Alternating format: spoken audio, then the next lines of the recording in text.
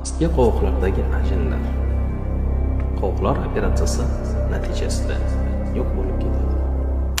Albatta, yo'q. Sababi operatsiya teri tarkibiga ta'sir qilmaydi.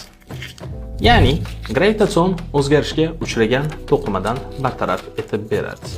Misol tariqasida mana shu qog'ozni oladigan bo'lsak, bu qog'oz boshida tekis edi, hozir g'ijimladim va bir qancha chiziqlar tushdi. Mana shu qog'ozni biz tekislashimiz mumkin, lekin hech qachon eski holatidek qila olmaymiz. Teri ham xuddi shunday. Siniq chiziqlar tushgandan so'ng ular bartaraf bo'lmaydi. Xulosa qiladigan bo'lsak, mimika qilmaganimizdagi chuqur ajinlar bo'lsa, ular tekislanadi, lekin siniq chiziqlar qoladi va ularni mimika qilganimizda ko'rishimiz mumkin. Ya'ni mimik holatdagi ajinlar bo'lishi bu tabiiy holat.